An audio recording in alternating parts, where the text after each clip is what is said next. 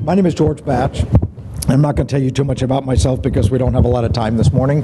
But basically, among other things, I direct the Institute for School Reform at the University of South Florida in Tampa. We have a lot of state grants that have direct implications for the work that you do. We're responsible for all of the MTSS work. We're responsible for student services, for school improvement, a whole variety of students with disabilities issues, school-based Medicaid, HIV/AIDS education, 21st century schools, blah, blah, blah. A lot of initiatives. The key factor in all of those, as I said yesterday, is that everything is implemented through a multi-tiered system of supports. And I'm going to ask you, who you are in a second, but one of the things that we did in Florida, it has been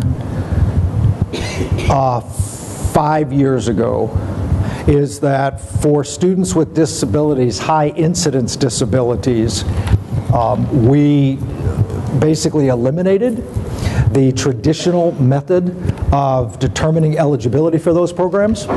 And for students with learning disabilities, students with emotional and behavior disorders, and students with language impairment, all of that is based upon a response to intervention procedure. So IQ, achievement discrepancies, all of that kind of stuff, we don't use that anymore. In the federal regulations that apply to all states, including Indiana, there is a section in IDEA called the Special Eligibility Rule Determination, or something like that. And it states that for all disabilities, not just the three that I mentioned, that before anyone can be found eligible for special education, you must ensure that that student has had effective exposure to effective reading instruction, exposure to effective instruction in math, and that language, non-English speaking, is not in any way related to their failure to progress in core instruction.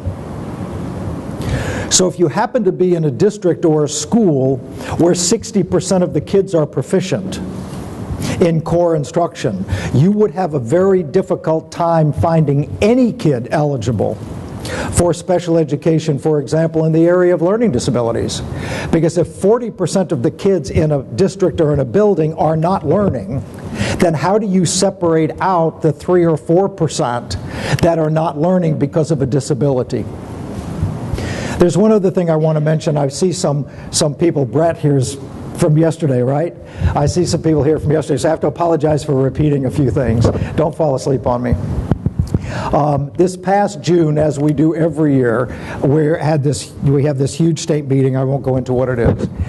And one of the things we do is that we take a look at the relationship between the performance of kids in general education, core instruction, and the performance of students with disabilities. In Florida, we have about 67% of our school districts are small and rural, and we have 5 of the 10 largest school districts in the United States. So we have many districts with 2 buildings, and then we have districts with almost 500,000 students. So we have to organize our districts in size-alikes, so when we compare likeness to likeness. So we have small, middle, smiddle, large, and very large. Those are our 5. Oh, the smiddle got you. I have no idea what the educational level of the person was who labeled that particular group, but it is called smiddle.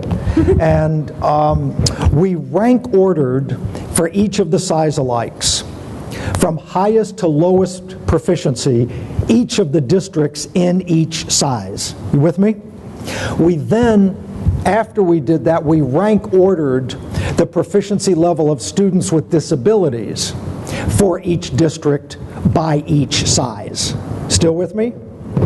And what we found, with one exception across all districts, was that the rank order for proficiency in core and proficiency for special ed kids was a perfect alignment. In other words, what really has tremendous influence on how well kids with disabilities do is the effectiveness of the core instruction in which they are embedded. And without quality core instruction, special educators can only do a certain amount, and it is usually not enough to enable kids to meet standards. So unless we have that core support, our hands are very much tied. So the question is how do we amp up that core stuff? Right now, Indiana, and I have been fortunate enough, and some of you know that I started my career here in the northwest part of the state many, many years ago in a galaxy far, far away.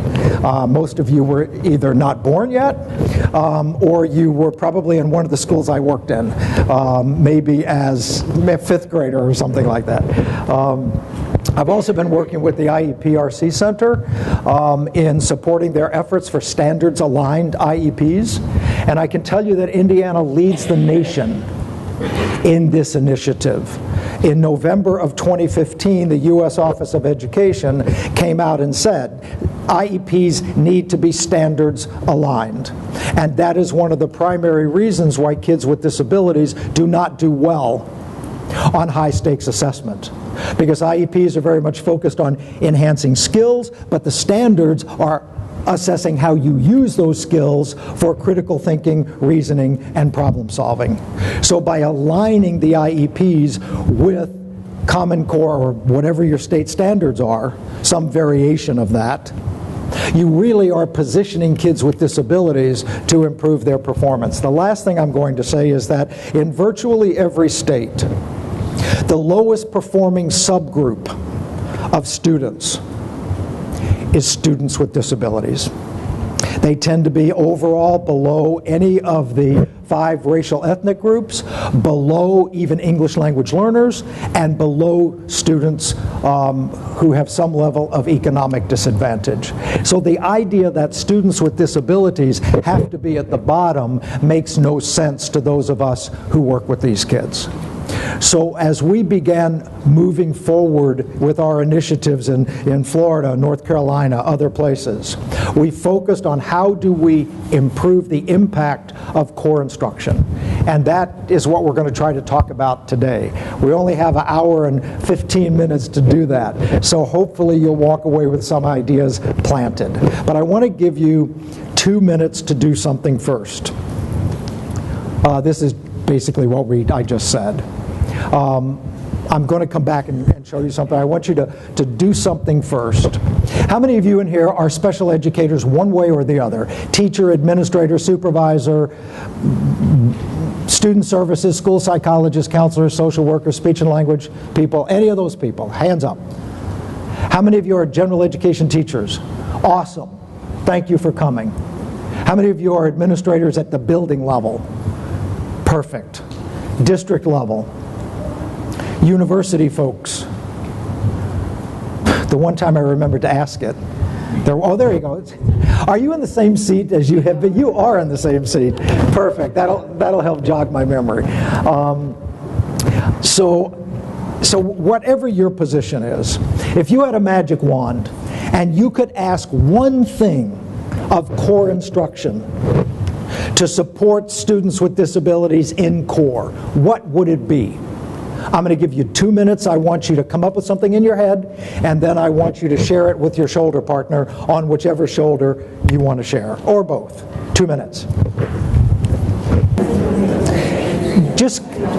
We're only going to spend 45 seconds doing this, but somebody just raise your hand and volunteer something that was said that you wish could occur in core instruction in order to help students with disabilities do better. Yes, ma'am. I think that all students should be held to a high expectation across the board. All students should be held to a high expectation across the board. Just a little support for that. All of the advocacy groups for students with disabilities advocate strongly that students with disabilities should be held to the same standards as all other students.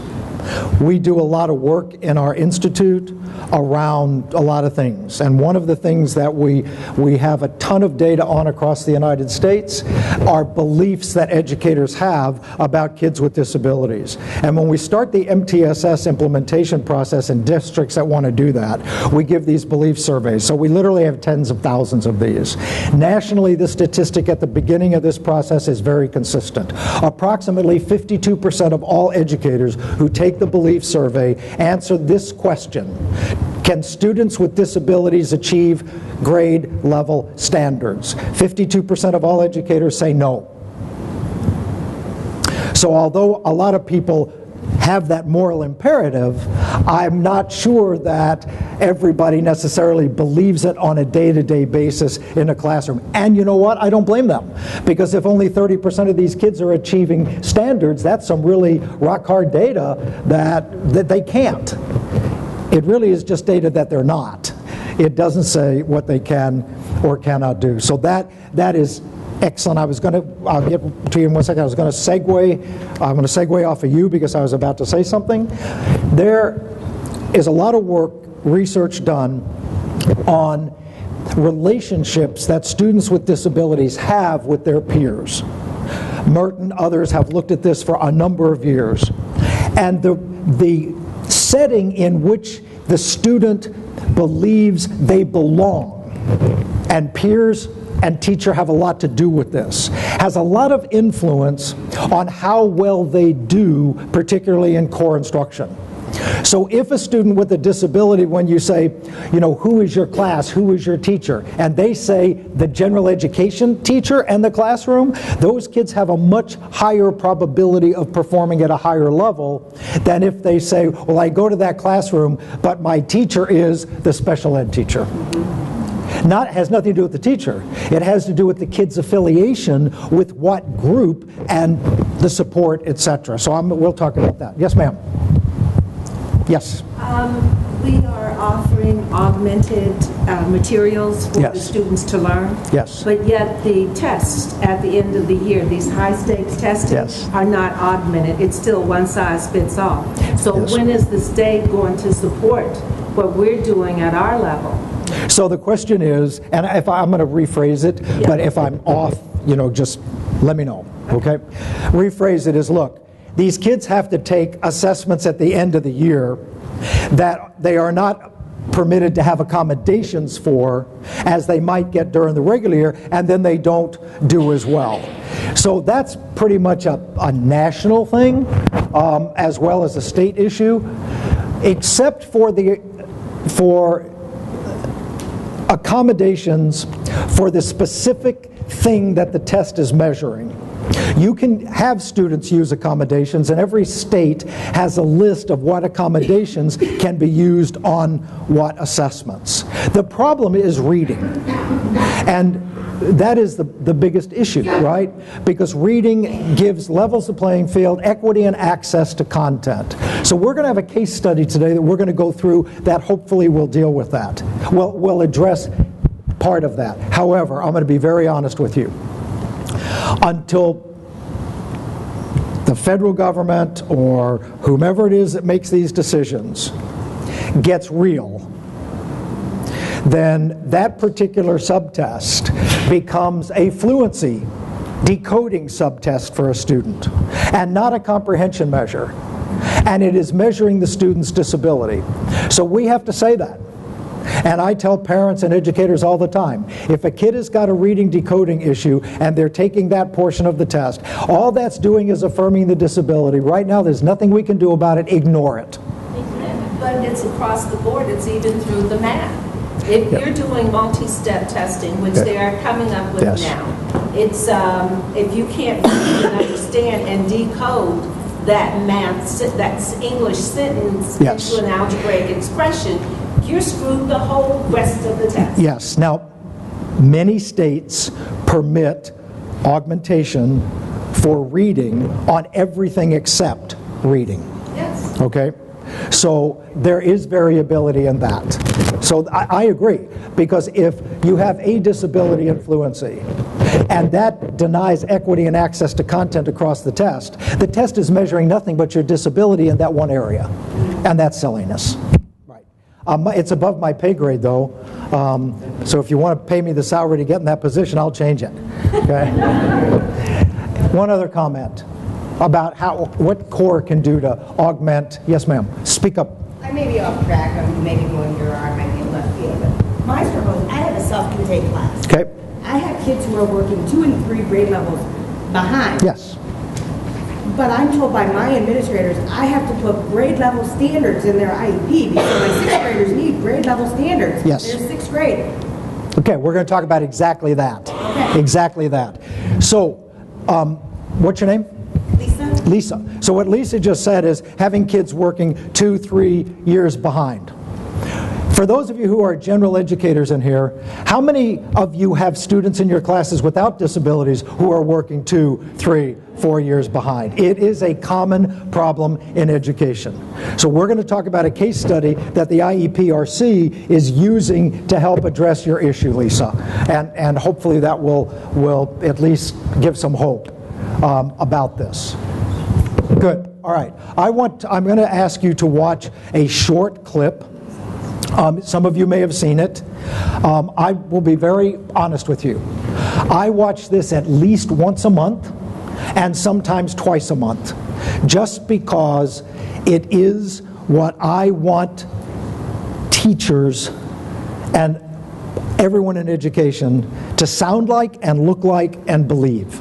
And it is about relationships and the role of relationships in contributing to student performance. So and I'm not worried about if you've seen it, because every time I see it again, I have the same good feelings that I have, even though I've seen it 100 times.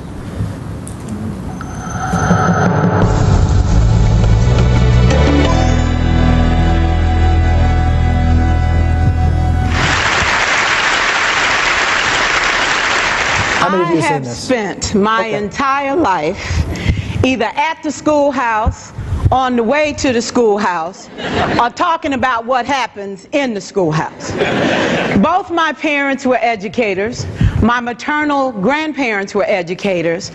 And for the past 40 years, I've done the same thing. And so needless to say, over those years, I've had a chance to look at education reform from a lot of perspectives.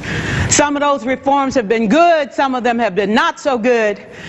And we know why kids drop out. We know why kids don't learn. It's either poverty, low attendance, negative peer influences. We know why. But one of the things that we never discuss, or we rarely discuss, is the value and importance of human connection. Relationships. James Comer says that no significant learning can occur without a significant relationship. George Washington Carver says all learning is understanding relationships. Everyone in this room has been affected by a teacher or an adult. For years, I have watched people teach. I have looked at the best and I've looked at some of the worst. A colleague said to me one time, they don't pay me to like the kids. They pay me to teach a lesson. The kids should learn it. I should teach it. They should learn it. Case closed. Well, I said to her, you know, kids don't learn from people they don't like.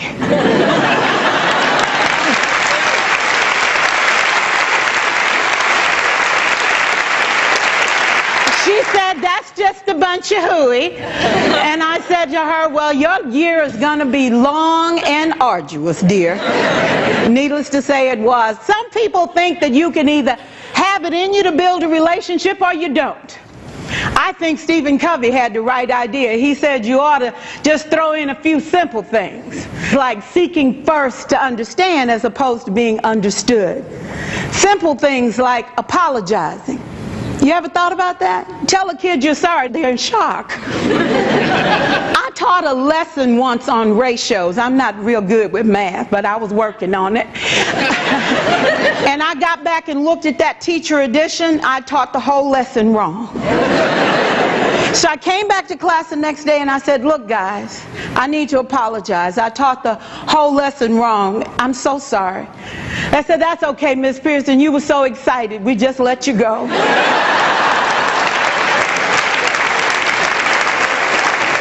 I have had classes that were so low, so academically deficient that I cried.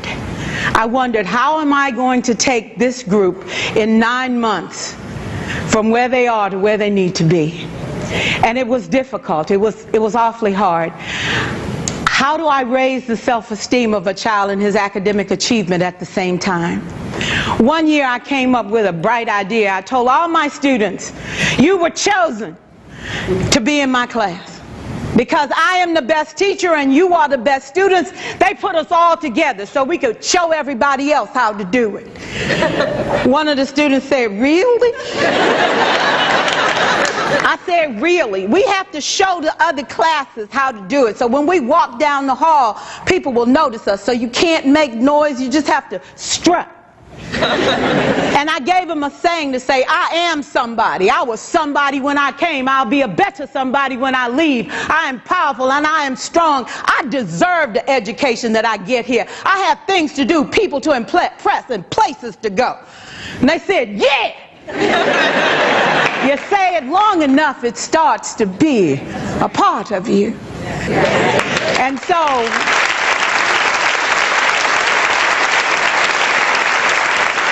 I gave a quiz, 20 questions. Student missed 18. I put a +2 on this paper and a big smiley face. He said, Miss Pearson, is this an F? I said, yes. He said, then why'd you put a smiley face? I said, because you on the roll. You got 2 right, you didn't miss them all. I said, and when we review this, won't you do better? He said, yes, ma'am, I can do better. You see, -18 sucks all the life out of you. +2 said, I ain't all bad.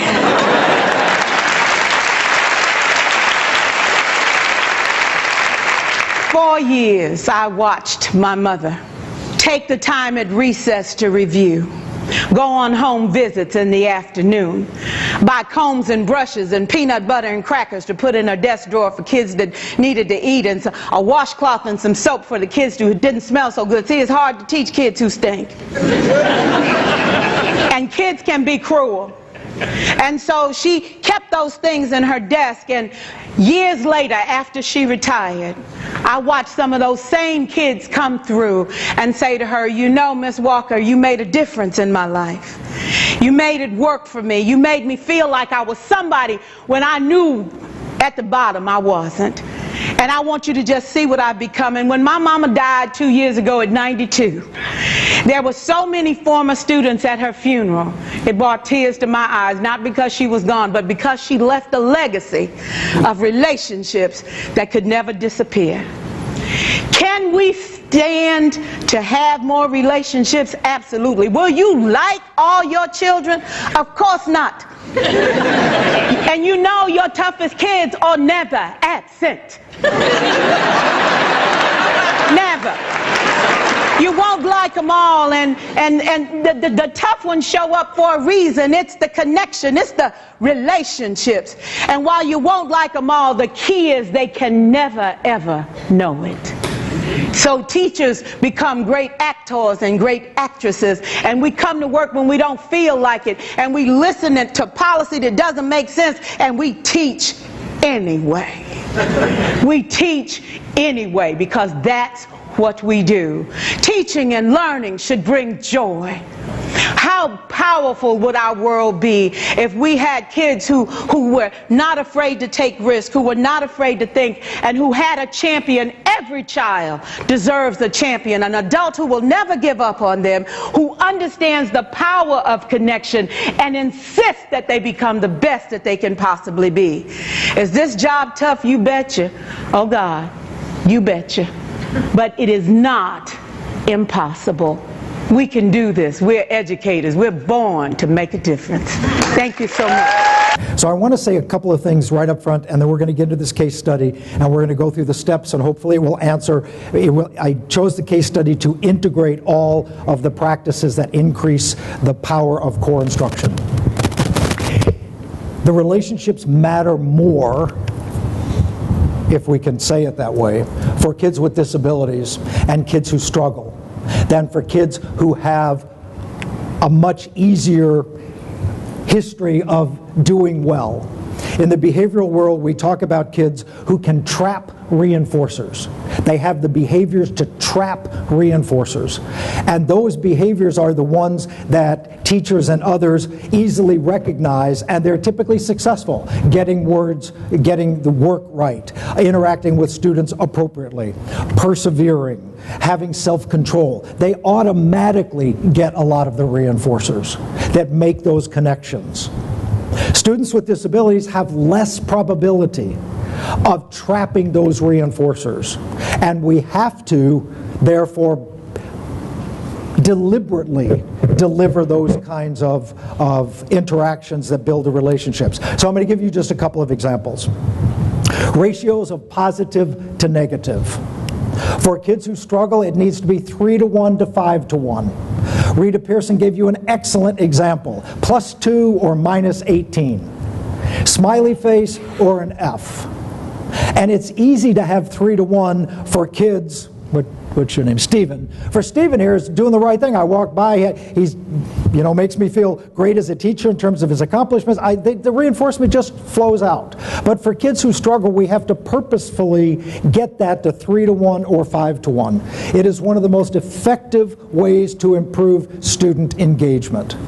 Another example is active supervision. How do we anticipate who is going to need extra help, support, whether it's academically or behaviorally, before they struggle and can't do it, either academically or behaviorally? Remember, if we react to student behavior after it occurs, the student has already, if the behavior is not appropriate, academic, algorithm, or interpersonal behavior, what have you, that student now practiced an inappropriate behavior.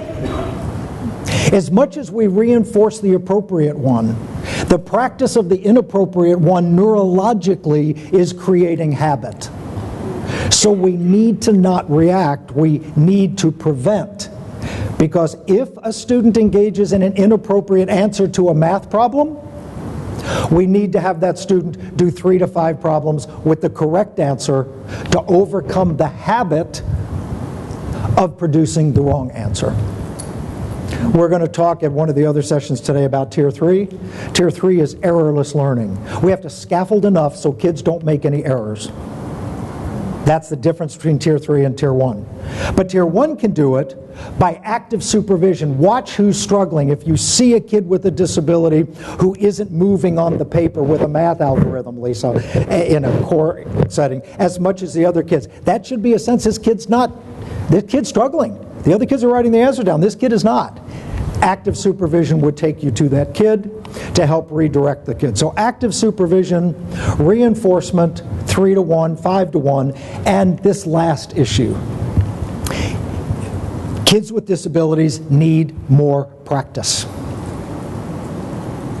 One of the worst strategies we can engage in is to cut down the amount of work because of rate of productivity. That's like a kid being absent. They weren't there to practice. If we limit the practice, these kids need far more practice. My friend Anita Archer pushes back on the drill and kill. She said for kids who struggle with learning, we need to call it drill and thrill, because the kids are so thrilled when they get it, and they can't get it unless they practice it. So the third principle in CORE is opportunities to respond. Kids with disabilities need more opportunities to respond. Those 3 practices, your ratios of positive to negative, your level of active supervision to intervene as the student is struggling, not after they have struggled and practiced the wrong routine, and opportunities to respond are really important. Now, with a student with disability, their opportunities to respond accurately may be a narrower range of behaviors. So you simply stay in the kid's success range. Because what you're trying to build is not only practice, you're trying to build engagement. And the more that kids get reinforced for responding, the more likely they are to engage your supervision. or your instruction. So those three are three of the most powerful strategies that all of us can use embedded in our instruction. But we have to be an active educator, and it's difficult. It's difficult, and you can probably focus on maybe 3, 4, or 5 of those kids in your classroom. And those names are in your head. You're doing drive-bys with everything that they do. 3 to 1, 5 to 1, increase opportunities to respond, active supervision. That will increase the engagement and the relationship part of this. So let's start going through this case study, and then I'll embed practices as we go along the way. This is a case study that it comes in part from the memo from November 2015, but it really is a case study that your IEPRC developed as part of their training. Brian is a 6th grader with a specific learning disability. Doesn't matter what the disability is, but you got to pick one. So this is picked. According to evaluation data, his reading comprehension level when he decodes independently, that's oral and silent reading. How many of you know that if you give a kid who's struggling with fluency an oral reading test where they have to read it out loud, their words correct per minute might be 50 or 40. When they read it silently, it moves to somewhere around 1,500 words a minute. Because when you time how long it took them to do it, and then you divide that by the number of words, yeah, they're reading at 1,500 words a minute. So for kids who have fluency issues, never, ever, ever ask them to read silently. They have all the behaviors of completion and none of the behaviors of success. So just like exit off. You ever watch HGTV? I do that for mindless, brainless stuff. I did it last night for about 20 minutes. When people select the house, they agree to eliminate one, right? Okay, so you've got listening, you've got oral, and you've got silent. Eliminate silent for any kid who is more than a year below if you want that reading to access content. That's the issue. There's only one purpose of fluency, and that is to inform comprehension. So in this case, this is not an atypical case. When this kid got the words listening-wise, he was very close to grade level in comprehension. So his disability was really access to content. 97.5% of all kids in programs for students with learning disabilities are there for literacy issues. Only about 3% are there for dyscalculia, math issues. And of that 97%, there's only a very, very small percent who are there for pure comprehension issues. The building blocks of comprehension are 2 things: fluency and vocabulary. If you've got those 2 things, comprehension is going to come. For some kids, a few percent, they have pure comprehension issues. But that's not where you start. That's why the regulations were changed in 2006 for learning disabilities to add fluency. Because above elementary, a lot of mistakes were being made referring kids for comprehension in 7th grade who were actually reading fluently at the 4th grade level. They didn't have a comprehension problem, they had a fluency problem. So we don't want to confuse that. In the case of Brian, this kid's got a fluency problem. We also have kids with dyslexia that really have profound issues with decoding. So that's what this case is about. He could read 26 words per minute correctly in 6th grade. I don't remember all of my Ames Webb Dibble stuff, but we're talking about 1st or 2nd grade level here, at best. So anything he has to orally read will absolutely close the door to content. That's how a 6th grade core teacher has to view a kid like this. This kid might as well be blind. I'm serious about that. Anything we expect to be done silently at a desk without scaffolding is wasted time. So our first issue in core instruction is how do we get this kid access to the content? We'll talk about that in a moment. When grade level material is read aloud to him, he is able to understand and answer comprehension questions pretty close to grade level. So remember this. If a kid is reading at the 3rd grade level and they're comprehending at the 3rd grade level, they typically do not have a comprehension problem if that is done through oral decoding or silent reading. So you wouldn't expect a kid to have comprehension above that level. So to get it up, we gotta move around the decoding issue. So a high tide floats all boats. We already talked about that. The most efficient and effective way to prove performance for just kids with disabilities overall, so building principles, please listen, is that if the district is on you because your students with disabilities are not doing well, and you are also maybe a school in need of improvement, or a school for whom that core instruction is not getting your proficiency levels, you killed 2 birds with 1 stone when you focus on improving core instruction. You will raise kids with disabilities as well.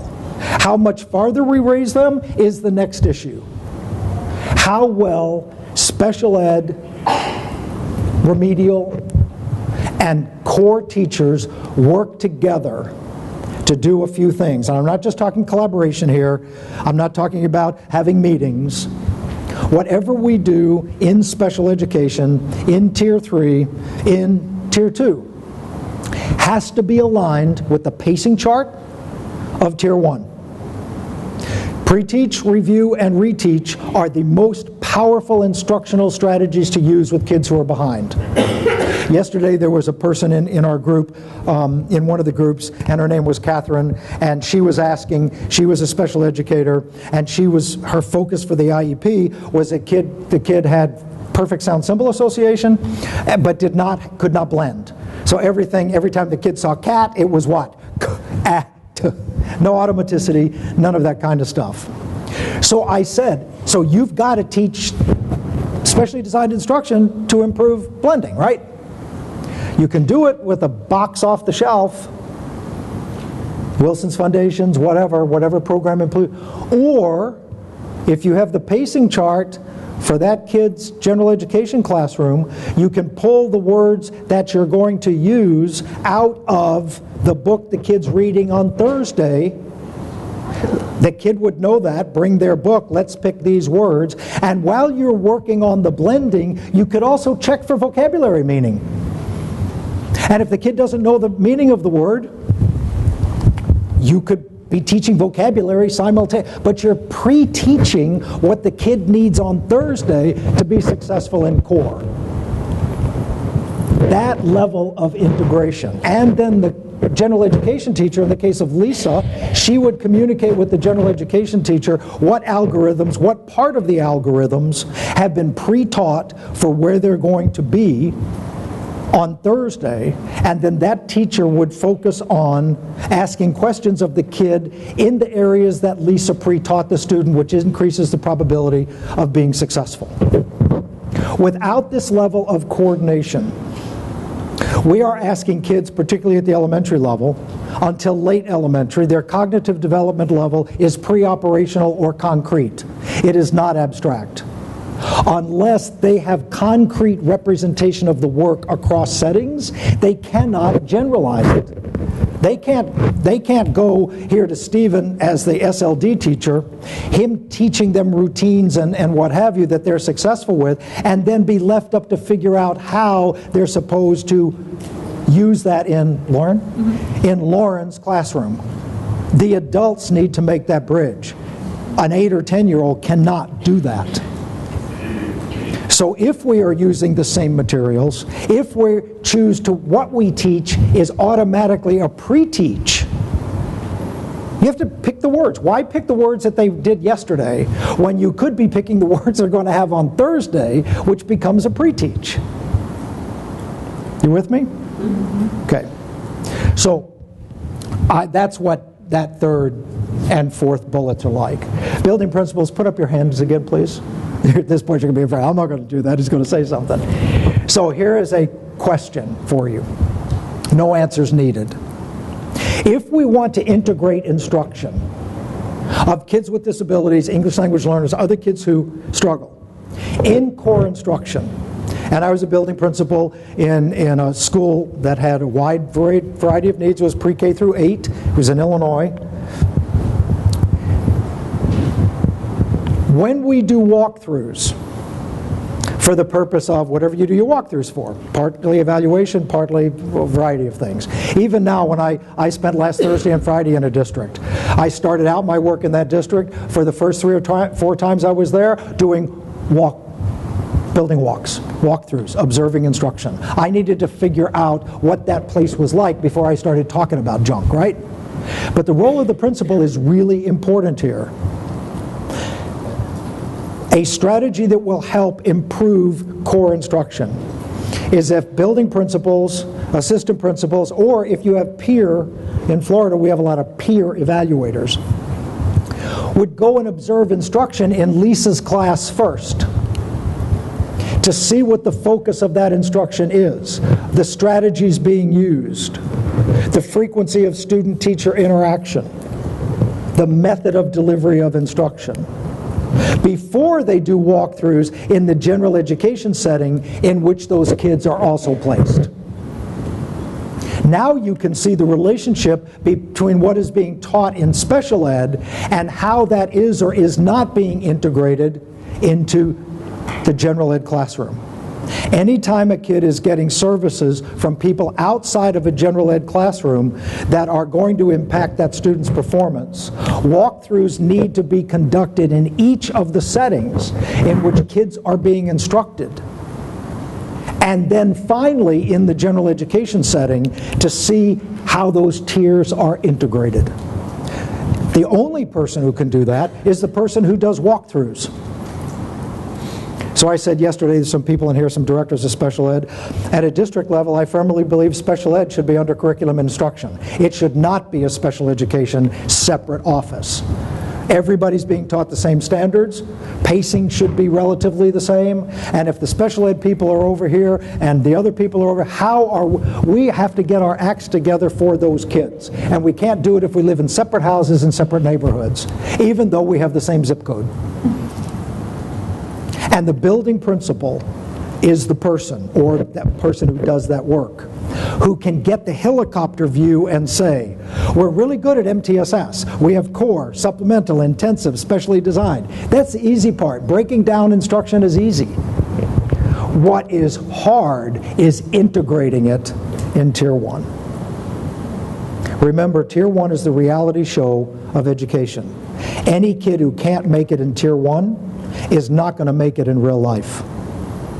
And I mentioned yesterday the national longitudinal study that tracks all of our kids. 57% of all kids in an SLD program are unemployed 1 year post-secondary because all the supports and scaffolding and everything was in silos. So part of core effectiveness is how well all of the other providers are aligned with that and communicate with general education staff to integrate that, and they integrate that stuff into their specially designed. Is this making some overall sense? Now this is not easy to do, so I'm going to give you a method here of how we do it. Just to be sure, Tier 1, remember, is what everybody gets. It's the widest instruction, the most minutes. Take English Language Arts at the elementary level. It's the 5 big areas, it's 90 minutes. No, kids don't get that breadth of curriculum or that much time for reading anywhere else. It is the hand sanitizer approach to dealing with large numbers of people. I don't know about your grocery stores, maybe we just have a lot of germs in Florida, but in every grocery store you walk into, there's this Mongo hand sanitizer.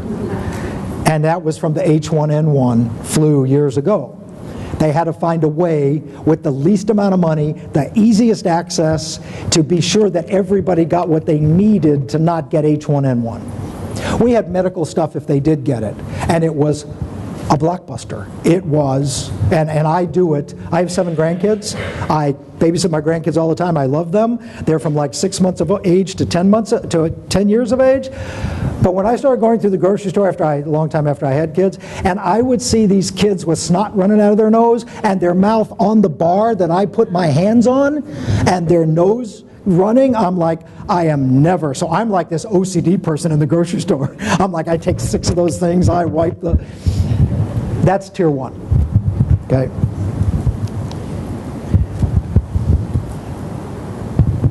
This is what we've been talking about all along. So let's talk about standards-based instruction that Lisa was talking about a few minutes ago. We know that we have a standard or a benchmark, and we know that from that we get some kind of learning goals, and then we develop an engaging lesson, and we decide how we're going to evaluate it. That third block, how do we do lesson planning, considering all kids in our classroom at the time that we plan the lesson? So that's what we're going to talk about here for a moment. So standards-based instruction, the cool thing about standards-based instruction is that it doesn't tell us how we're supposed to do it, and it doesn't tell us how the kid is supposed to let us know if she or he learned it. That's up to us. So I believe very much in this concept, not that I engage in it, but I believe very much in the concept like of common law marriage. You know, after you've done something for a long enough time, it's like you're legally married. So after we've done lesson planning the same way for 10, 15, 20 years, we're like common law married to that process. And for the most part, lesson planning is done with individual teachers or PLCs in general education. And that lesson planning is focused on typical kids. We have fewer and fewer typical kids. So we have to find a way to do lesson planning that all the kids in the classroom are in our heads at that table. And your IEPRC has developed some good stuff, and we have a lesson planning process that I'm gonna show you here. I just want to I wish we had time to engage here, but we don't. Read this standard. Recount stories, including fables, folktales, and myths from diverse cultures, determine the central message, lesson, or moral, and explain how it's conveyed through key details in the text. That is, I think, a 4th grade or maybe the 5th grade, 3rd grade Comprehension Standard. And you know when you break down standards that the verbs are what you want kids to do, the nouns are what you want kids to know, so the know, understand, and do is easy. Know is nouns, do are verbs. Nowhere does it say there how you get the stuff into you. It doesn't say you have to read it. This is a comprehension standard. It is not a fluency standard, so separate them. Don't bring fluency requirement into a comprehension standard. Bring it into a fluency standard. Keep them separate like oil and water. The second thing is it doesn't tell you how the kid is supposed to convey, determine or convey or explain. It could be in writing.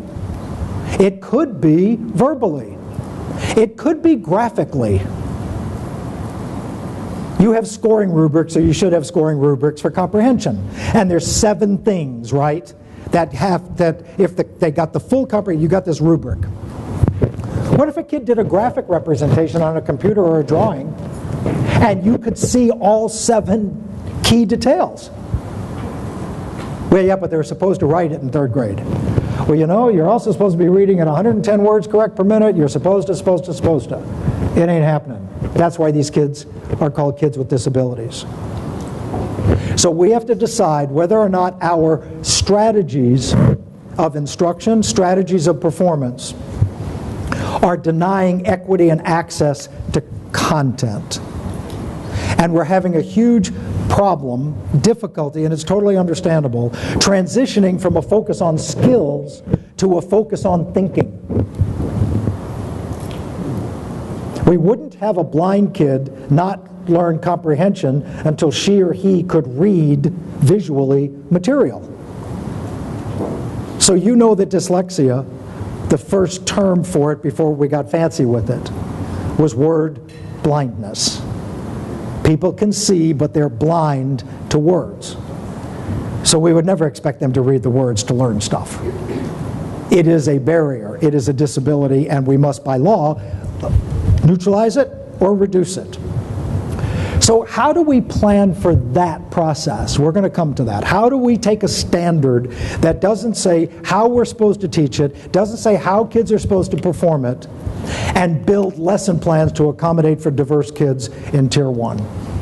The other thing that it is very important, and I have CCLS here because I use this slide for the state of New York, and I just keep one because every state calls them different. We had Common Core state standards in Florida until there was all the pushback about Common Core, and then we renamed them.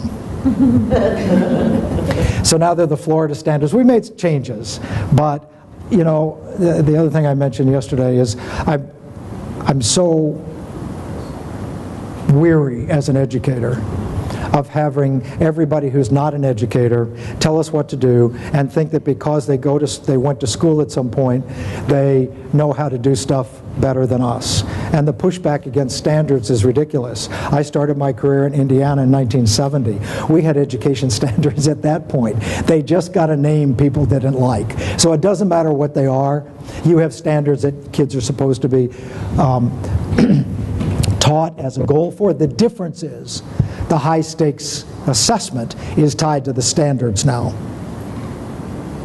So what we have to do is, we shouldn't be surprised if kids don't do well in high stakes assessment if our IEP is focused on things that are not on the high stakes assessment.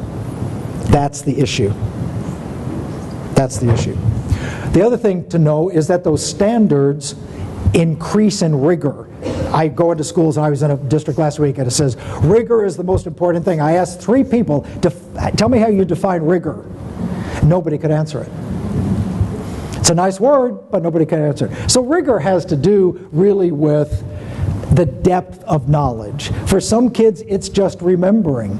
So the kindergarten literacy standard is when read familiar stories can identify key details. We talked about this yesterday. It's not when read stories. Kindergarten teachers should not be held accountable for having kids identify key details for unfamiliar stories. Because the standard is it has to be familiar stories. So if you're doing comprehension checks for key details, then you read the story to the whole group for 3 days to be sure all of them have the same background knowledge and they are familiar stories. Because if they're not familiar, you don't know whether the kid doesn't understand the story or doesn't know how to do key details. Notice in the 3rd grade standard, key details is still in the place, remembering. It's also in the 12th grade literacy standard. So kindergarten teachers have one responsibility, core kindergarten teachers have one responsibility for this standard, and only one. Teach key details. That's all you got to worry about. And do it with familiar stories. Teach kids how to pull key details out of stuff they already know. That's all the 1st grade teacher wants. The 1st grade teacher will then advance it and start moving up to understanding, applying, etc. So here's the issue, the problem. If we have a kid that the standard is applying or analyzing and they're at, for whatever the skill is, remembering, that's a rigor problem. And special educators have to not only look at the standard, they have to look at the rigor. And the cool thing about the standards, I don't know if I have this up. Yeah. So kindergarten is retell familiar stories with key details. You will start seeing words in here, understanding. You can pull out from the standard the level of rigor. So if Catherine is teaching blending, and the level of rigor for that grade level for the words requires understanding, we would want to also build vocabulary into it. Is that making sense? Okay. So we can go all the way through the standards and keep looking at how the level of rigor increases. Summarizing, analyzing. The words are right in there.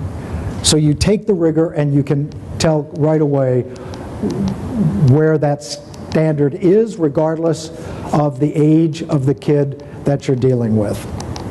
So lesson study, the method that we use to integrate all of this, has a number of steps to it, and those follow with the IEPRC's guidelines for standard-aligned IEPs. So lesson study is a way to integrate academic and behavior instruction, integrating learning goals, strategies, student engagement, and performance criteria at the time lesson planning occurs. So in this model, I'm going to take this. Are you all from the same school? You just happen to sit up front? Different schools? Okay, same school? So what's the name of your school? Avon Intermediate East. What? Avon Intermediate East. Avon Intermediate. Is that what you said? Okay. So this is a, sixth grade? 5-6. Perfect. Sixth grade team. How many kids in your class on average? 25? 28. 28. That's close. I should get like the second place prize for that. 28. How many of those kids in that class get instruction from somebody else besides the classroom teacher? Just pick a number, rough number. All of them? Well, 7 technically. But 7 technically. we co-teach. So. Okay, so let me say 7 technically, because you are almost spot on. In an average class in the United States of 25 kids, 8 have additional considerations that have to take place, and other people providing for them. So it might be reading support, it might be special ed. Let's just take those 2 for a moment. So at Avon Intermediate, if they're using this method, this team comes to their lesson planning, and for us, the lesson planning, the big lesson planning, is usually for 3 or 4 weeks. You tweak it week to week, but you do monthly, which kind of makes sense.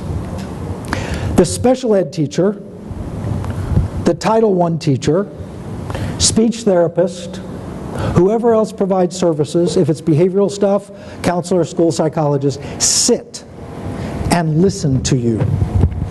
And their goal is to find out what are the standards that are going to be the focus of instruction, what are the learning goals, and they're listening to the instructional strategies.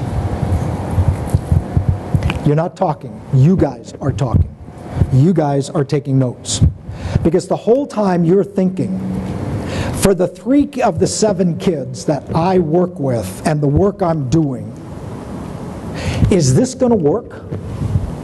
Is what I'm doing aligned with this? And how can I support them in this student being successful? How can I also inform them for how they can be more successful with the student? If you're the reading teacher, you're doing the same thing. So this is the first part of alignment. You have to be. The real reason we don't have all the staff there, like every week when they tweak this, is because it's not possible to have this many meetings and pull this many people out. But once a month is a possibility. So that's the first step. So, rhetorical question right now, given our time today, is what's in your wallet? How do you do lesson planning?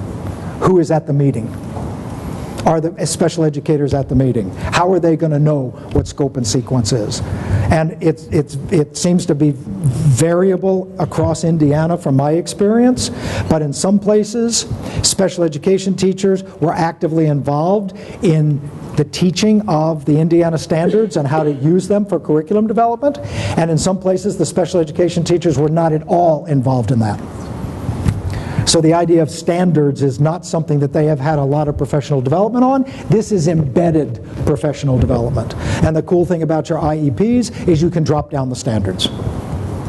But now you can listen to how general education in this organic way is going to be implementing them.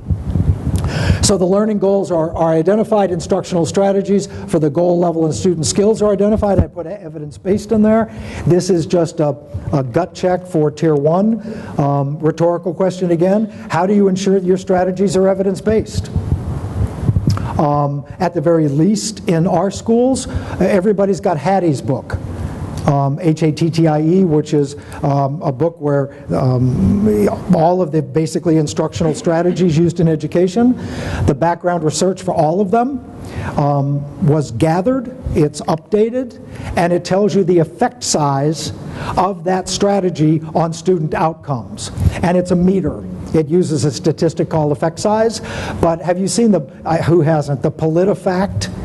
Liar, liar, pants on fire, and absolute truth, and your papers have that. That's exactly what this is in. Except in this case, the higher the meter, the better. And what we find is a lot of strategies that teachers use because they like them, they're very popular, are some of the least effective, particularly for kids who struggle. So how do you gut check your strategies that you're picking? And the explicit student performance behavior, so you're going to say, here is what we're going to do, and here's what we're going to want them to do to determine the degree to which they learn it. So it might be skill checking. If you're using group instruction, it might be a product from a group, a lesson on converting databases to graphs. 5th grade standard used to have to make a graph out of it. Now you have to decide which graph is best. You have to then, as a team, agree on it. You then have to graph the data, and then you have to present it verbally to people to show that you picked the right graph to communicate critical thinking, problem solving, reasoning. Very different than it was 5 years ago. You just had students give them databases, have them graph it. Now they actually have to do something with the data. So you say that, here's what's going to do, blah, blah, blah. And you're now thinking, okay, already, what skills do my students have to be able to engage that? What supports are they going to need? What can I start doing to pre-teach and support the expectation I know is going to happen next Wednesday? I will tell you, as a school psychologist and a clinical psychologist, one of the greatest benefits we can do for kids who struggle is to ensure that they have no surprises. These kids are so anxious. They will make a decision if I know you're a principal, Stephen, but if you're teaching something and I'm a kid with a disability or behind, the minute you start teaching it and you say something I don't understand, I go into panic mode. Right at the beginning of the lesson, I don't understand this. And now I'm all worried about not understanding that. You've moved 20 sentences down, and now I'm lost. I did this strategy with my 10-year-old, it's time 9-year-old granddaughter, who was struggling a little bit in math, not because she couldn't do the math, but she had wanted to do perfectly. And the minute she didn't hear something she understood, she got all worried. So her mom simply started pre-teaching what the next lesson, just so the words so part of this issue of pre-teaching is increasing a student's comfort with being able to engage that process. So that's the standard. This is the planning sheet that we use. I'm going to jump into yours. We break down the standard. What access skills must students possess to engage in the standards? What academic behaviors must they have to engage instruction? And now, what universal design for learning strategies can minimize or neutralize the lack of access skills? What can we do to neutralize fluency? What can we do to increase engagement? So we have in Florida, we have our 10 highest effective instructional strategies. It sits on a table, and the teachers sit there, we're going to use with these students, blah, blah, blah. So that's how it helps us kind of contain the range of instructional strategies. I mentioned this yesterday, I'm going to say this very quickly. There are instructional strategies that general education teachers can use that are evidence-based to accelerate the performance of kids with disabilities in core instruction, more so than if that instruction is given in pull-out. This is middle school, collaborative strategic reading. This is an example of what happens to accelerate performance of kids with disabilities when general ed teachers choose CSR to teach comprehension strategies to all kids. And you can look at it and see the top slope is students without LD, their rate of growth in terms of accuracy. The dotted one in the middle is students with LD getting collaborative strategic reading strategies in core. The bottom one is kids with LD getting typical core instruction with some kind of pull-out special ed instruction not integrated with core. So if you're a special ed person and you see the slope of that top line, every one of the 90 minutes that this kid is in core instruction, this kid is getting instruction from the general ed teacher that will accelerate their performance by virtue of the 7 steps of collaborative strategic reading. So a takeaway is when you're lesson planning, and you can pick all sorts of strategies, somebody needs to say, what's your first name? Brad. Brad needs to say, we've got 4 SLD kids in there. or we have got 3 kids with EBD or ADHD. What strategies can we use where we kill 2 birds with 1 stone? So if you use opportunities to respond strategies, that tends to engage students with attentional issues really well. So if somebody shouts it out in the lesson planning, so that when you pick something, you could pick something that worked for both kids. This is another one for high school, PACT. This is one that's been evidence-based, that have equal impact for English language learners with and without disabilities. Core instructional programs. Academic engagement behaviors are different from behaviors that are covered by a code of conduct. Most kids' behaviors that adversely impact their instruction are not interpersonal behaviors. It is not the off-task stuff and what have you. How many of you, or I'll just say, in my world where I work, we have a significant number of our kids with emotional and behavior disorders also in programs for the gifted. Their behavior is not impacting their academic progress at all. But I will tell you, we have kids without those issues who lack academic behaviors necessary to engage instruction. They can't follow directions. They can't answer questions. They don't have self-control. They can't set a goal. They can't self-monitor. So this is a list of the academic engagement behaviors that this team is going to draw from to describe how you want the kids, what the kids have to be able to do to engage your instruction, and what you want them to do to perform. They are not interpersonal behaviors. These come from Skill Streaming, a social skills training program. They're called Classroom Survival Skills, and they're available for early childhood, elementary, and secondary. Explicit instructional routines on how to teach your kids. So, Lauren here, one of the things that the team says is that they resonate with their kids, knowing where their kids are by the quality of the questions the kids are asking. So if the kids ask a question, it tells you what they're not understanding. And one of the comments is, these kids don't ever ask questions. We don't know where they are. That should go on the IEP, because it is a necessary behavior in 5th grade for kids to engage instruction, and it's a deficit for these kids. So you could maybe do it while you're teaching some other skill. Embed it into that. But you wouldn't know that unless you're at the lesson planning and they identified the behaviors. Universal design for learning, all we have to remember about this, or in my world, are 2 things.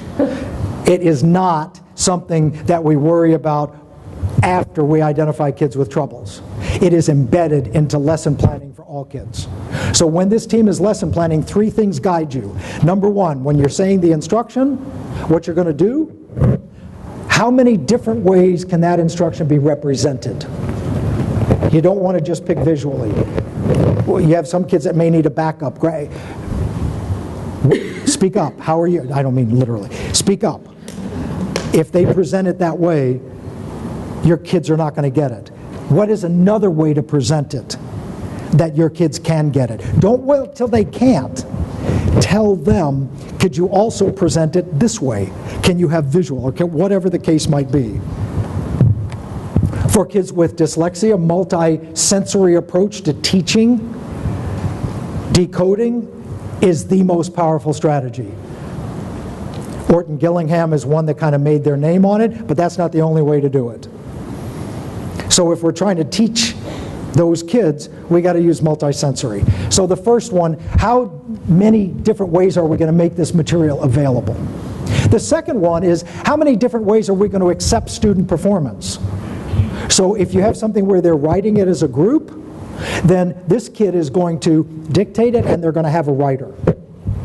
And you're going to prepare the kid for that, so the kid doesn't feel weird. Okay? So you can have one writer, and all kids say what that one writer takes down, including the kid who can't write. You just don't say, okay, Lauren, because you're on the short bus to school every day, and because you can't read, you can't write, so, what's your first name? Jen. Jen will write it for you. No, Jen's going to write for everybody. And that way she doesn't feel shouted out. And then the third thing is, Are there any things that might be necessary to engage, like the kid's not asking questions? So you might have to do a couple of extra drive-bys for check for understanding until you can get that questioning up. So engagement, more active supervision for these kids. So with the case study of Brian, we already talked about that. This is the IEPRC Center's template that they're using in their training. So you'll see that the case study is up there. You identify the standard. That is the actual standard in Indiana speak. From the drop down, I don't have my glasses on. I couldn't even read it if I did have my glasses on. So you simply drop it down. The student-specific access skills, what is going to be necessary to do this? Well, they might have to read it silently. They might have to then write out answers. They might have to know what a myth, a fable is.